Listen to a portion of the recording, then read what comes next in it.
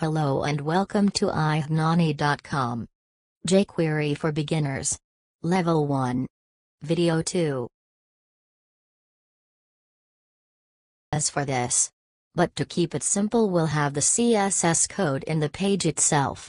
Remember, in a real environment, you should have an external CSS file, and have it referenced in the page. With external pages, you can use it with any number of other HTML pages. Style. Type equals text/CSS. I hope you all have basic understanding of HTML and CSS.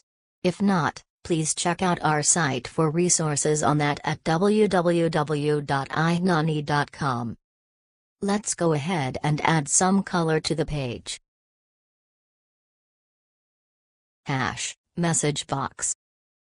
Open and close curly brackets. Border style.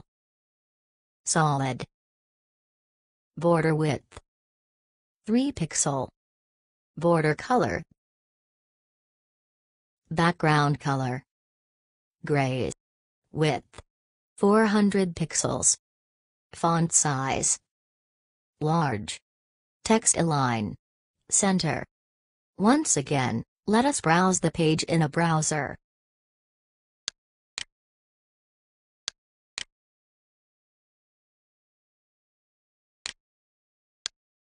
This is better, isn't it? You still see the same page, but now with some color.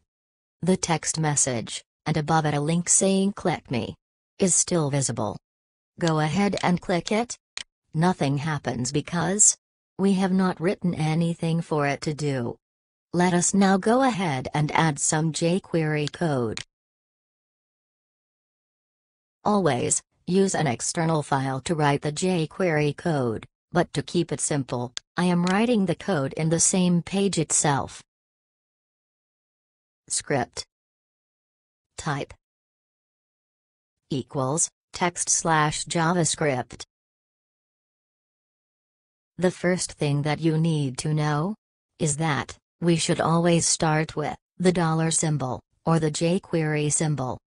Then open a parenthesis, and type function. Follow it with a open and close parenthesis. Then open and close curly brackets. It's not all that, remember, after the jQuery symbol, we opened a parenthesis, now we will have to close it, and finally end the statement with a semicolon as with the JavaScript language. With this you created your first empty jQuery function. And this will not end here, you will be writing this a lot many times in future. All our code will be within these brackets. Any code that we write within these brackets will be executed only when they are referenced, that is only after the page is loaded and executed. Now let us get back and write the code for what we started out to achieve. That is, when we click on the link, we need to fade out the message. So, let us start with the $ and open parenthesis. We need to access the tag that we want to click to make the message fade out, and that is the anchor tag. We can access it as we do it in CSS, by just typing a. Make sure that this is in between single quotes, and then close the parenthesis. Now with this code, we have literally accessed the anchor tag. Now we need to tap the click event. To do this, immediately after the closed parenthesis type a dot which will show the IntelliSense window with the options. You have seen this drop-down box appearing quite a few times now, and this is one of the advantages of using Visual Studio. It helps us out in writing the code faster and easily. Scroll down the options in the IntelliSense window and select Click. Congratulations! You successfully accessed the click event. What next? Write a function within the click event. To do so, after click, open the parenthesis. Next type the keyword function and follow it with open and close parenthesis, then open a brace and close it, followed by close parenthesis and ending with a semicolon. You now have the click event for the anchor tag ready, and all that is left for you now is to add the fade out animation to the text. Now this is as easy as it is for me to say in English. Access the div tag and fade it out.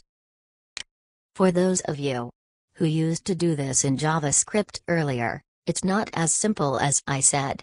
This is where the jQuery comes to power us. Now let us go and do it.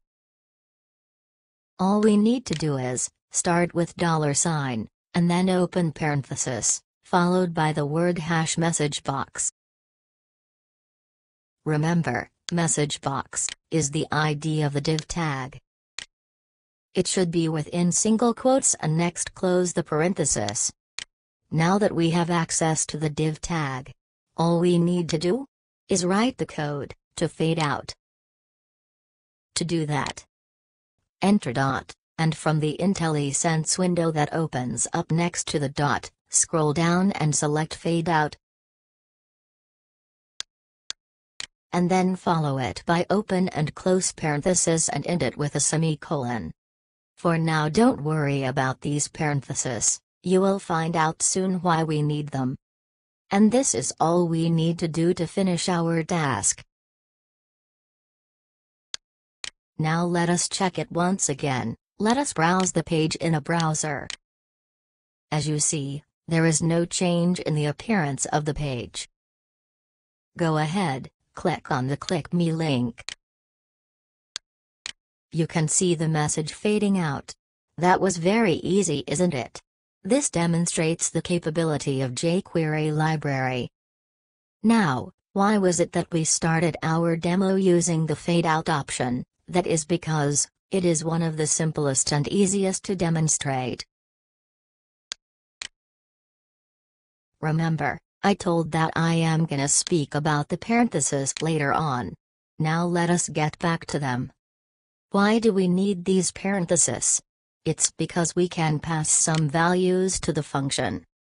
What is the use of the parameters? And can we pass them to all functions? Parameters are values that are passed as input to the function. And passing them to functions will vary depending on the functions we use. In case of the fadeout function, the parameter is optional. That means it will work even if we don't pass a parameter. Now, get back to the code, place your cursor in between the parentheses after the fadeout function, and press Ctrl plus Shift plus space, all together. This will open up the IntelliSense dip showing the parameter details. The fadeout function takes 3 parameters. For now, let us not worry about what these are. Let us try passing one parameter. That is, how long should it take to fade out? The fadeout function takes the duration in milliseconds. Remember, 1 second is equal to 1000 milliseconds. Just to know, when you are entering a number as a parameter, you should not enter it within quotes. So, if we want the fadeout duration to be 3 seconds, then enter 3000 as the parameter. Let us get back to the browse and test it again. Click on the Click Me link. You can now see the message fades out very slowly. It's now taking 3 seconds to completely fade out. Now, what if you want to click on the link again, and want to see the message back, and all this, without reloading the page? If we use jQuery library, then it's pretty simple. Let us get back to the code. Remove the fadeout function. And instead, use the fade toggle function. Let us use 2 seconds as the duration, to keep it a bit faster than using 3 seconds. Now what does it do? It just toggles the fade option. First it fades out over 2 seconds. If you click the link again, it shows back the message and takes 2 seconds to show. Wasn't that simple to achieve? This should be sufficient for this video. Try out yourself. Please make sure you just don't copy, but type in each word while practicing. What we covered in this video: created our simple demo page by writing your first function in jQuery. Handled an event in jQuery, the click event. Added your first jQuery animation effect to the page. Used 2 jQuery functions. In our next video, let us look at some more features that we get out of the jQuery library. All our videos do have the content as a blog published on our site ignani.com. The source code is also available from the corresponding blog article. If you have any questions or need more information on a part of this video, please use the forum at ignani.com. We will be happy to help you. You can find a lot of free video tutorials, training materials, how-to videos and much more at our site www.ignani.com. Check out the forum topic related to this tutorial on the site for all your